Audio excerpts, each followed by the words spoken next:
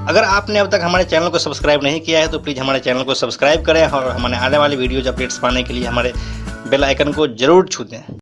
Mumbai underworld के इस खास सीरीज में आज एक और नाम जुड़ने जा रहा है और यह नाम है इकबाल मिर्ची। इकबाल मिर्ची के बारे में कहा जाता है कि वह दाऊद इब्राहिम के ड्रग्स वाले बिजनेस को दुनिया भर में फैलाने का काम किया। तो आज की इस कहानी में इकबाल मिर्ची के बारे में जानेंगे कि कैसे यह दाऊद से जुड़ा हुआ है, बॉम्बे ब्लास्ट में इसका कितना हाथ था और अभी इस वक्त कहां और क्या कर रहा है। वीडियो को अंत तक देखिए, आपको सब कुछ समझ में आ जाएगा। तो चलिए कहानी को शुरू से शुरू करते हैं। नमस्कार, मेरा नाम है प्रशांत और आप देख रहे हैं बेजोड़जोड़ा.com का यूट्यूब चैनल। इकबाल मिर्ची का असली नाम मेमन इकबाल मोहम्मद था। मेमन इकबाल के नाम के आगे मिर्ची लगने की भी एक कहानी है। यह कहानी कुछ ऐसी है कि मुंबई के नल बाज़ार में उसकी मसालों और लाल मिर्ची पाउडर की दुकान थी। इस दुकान के आड़ में वो कुछ इलीगल कामों को अंजाम दे रहा था, जिसके बाद धीरे धीरे उसे इकबाल मिर्ची के नाम से जाना जाने लगा और उसे अब इसी नाम से बुलाया भी जाने लगा। इकबाल मिर्ची के बारे में कहा जाता है कि वो साल 1980 में दाऊद इब्राहिम के संपर्क में आया और उसी के साथ मिलकर उसने ड्रग्स की स्मगलिंग शुरू कर दी। 80 के दशक के बीच के सालों में इकबाल मिर्ची नशीली पदार्थों का भी स्मगलिंग करने लगा और धीरे धीरे उस धंधे में भी उसका काफ़ी नाम हो गया। इस दौरान वो दाऊद इब्राहिम के सबसे खास लोगों में से एक बन चुका था। 80 के दशक में ड्रग माफिया, हत्यारोपी और गैंगस्टर इकबाल मिर्ची का रहन सहन किसी सेलिब्रिटी के जैसा था।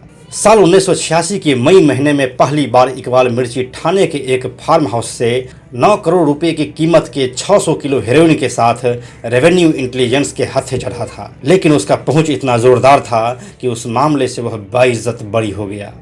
1993 में मुंबई ब्लास्ट के बाद इकबाल मिर्ची भारत से फरार हो गया। वह दाऊद के साथ ही दुबई में रहने लगा।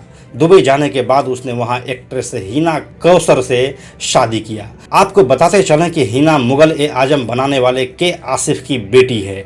शादी के बाद वह लंदन चला गया और वहीं पर रहने लगा।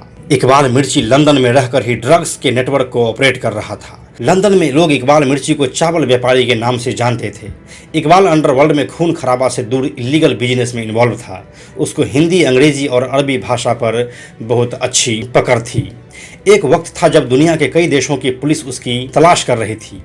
कहा जाता है कि इकबाल मेमन ने ड्रग्स के कारोबार से करोड़ों रुपए की दौलत जुटाई थी। इस दौलत का अधिकांश हिस्सा रियल एस्टेट कारोबार में लगा था। अंडरवर्ल्ड के लोगों के लिए रियल एस्टेट का कारोबार ब्लैक मनी को व्हाइट करने का सबसे कारगर उपाय था। 1993 के बॉम्बे विस्फोट के बाद जब अपराधियों पर शिकंजा कसना शुरू हुआ, तब इसकी आंच इकबाल मिर्ची तक भी पहुंची।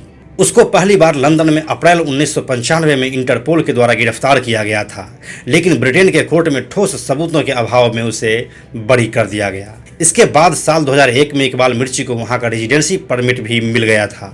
अब वह एक क्लीन बिजनेसमैन की तरह लंदन में रहने लगा था और खुला घूम रहा था। इकबाल मिर्ची ने लंदन के नॉर्थ ईस्ट में स्थित हॉर्न चर्च इलाके में 6 बेडरूम का एक शानदार घर लिया। मिर्ची के घर में इलेक्ट्रॉनिक गेट लगे हुए थे। उसके पास लग्जरी कारों की एक पूरी सीरीज मौजूद थी।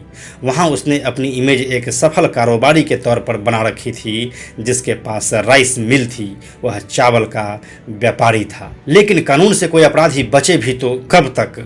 बाद के दिनों में यूएन की एक रिपोर्ट में उसे दाऊद गैंग के वरिष्ठ सदस्य के तौर पर दिखाया गया।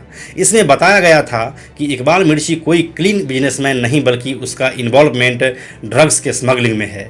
इसके बाद उसके ऊपर फिर से शिकंजा कसना शुरू हुआ। साल 1995 में जब इंटरपोल ने इकबाल मिर्ची को अरेस्ट किया था, उस समय उसके ऊपर भारत लाने के लिए कोर्ट में सुनवाई चल रही थी। उस दौरान लंदन की एक अदालत में मिर्ची के वकील ने उसे भारत के एक सम्मानित कारोबारी के तौर पर बताया था। इस सुनवाई के दौरान इंटरपोल ने भारत के सीबीआई अधिकारियों को भी अपने पास रखा था। तब इकबाल के वकील ने कहा था कि उसका परिवार जमानत के लिए जरूरी 3 लाख पाउंड की रकम भी जमा कर सकता है। लेकिन उस दौरान कमजोर पैरवी के चलते सीबीआई को न केवल उसके प्रत्यर्पण से हाथ धोना पड़ा, बल्कि कोर्ट के आदेश पर जांच एजेंसी को 95,000 पाउंड का हर्जाना भी भरना पड़ा। फिर इसके बाद साल 1996 में इकबाल मिर्ची ने अग्रिम जमानत की याचिका लगाई, जिसे कोर्ट ने खारिज कर दिया। इसके अलावा इकबाल मिर्ची ने लंदन कोर्ट से मांग की कि जान के खतरे का अंदेशा देखते हुए उसे एयरपोर्ट से कोर्ट तक सुरक्षा दिलाई जाए। इसे भी कोर्ट ने खारिज कर दिया। कहा जाता है कि 1990 के दशक में मिर्ची के पास मुंबई में 25 करोड़ से ज़्यादा की संपत्तियां थीं। इनमें से ज़्यादातर को 1993 ब्लास्ट के बाद पुलिस ने जब्त करा लिया था। इसके बाद साल 1998 में बॉम्बे हाई कोर्ट के आदेश पर मिर्ची के परिवार के नाम पर रजिस्टर्ड कई प्रॉपर्टी छुड़ा ली गई थी।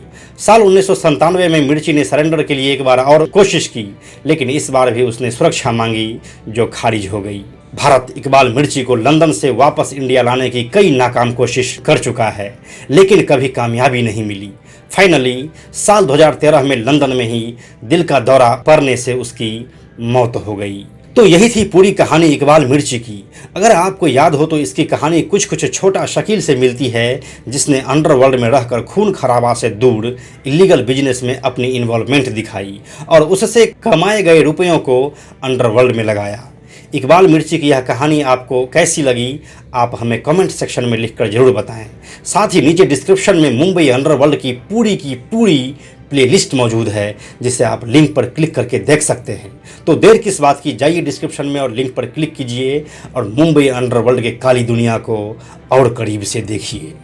एक अनाउंसमेंट है, बेजोड़ जोड़ा आप सभी क्रिकेट प्रेमियों के लिए एक नया चैनल लेकर आया है जिसका नाम है बेजोड़ क्रिकेट। आपको इस चैनल पर क्रिकेट से जुड़ी कई सारे दिलचस्प कहानियां देखने को मिलेंगे। महत्वपूर्ण मैच के लम्हों से लेकर खिलाड़ियों की बायोग्राफी तक सब कुछ है। इस चैनल का लिंक नीचे डिस्क्रिप्शन में दिया हुआ है, इसको सब्सक्राइब करके बेल आइकन को जरूर टच कर दीजिएगा ताकि आपको सबसे पहले वीडियो आने का पता चले।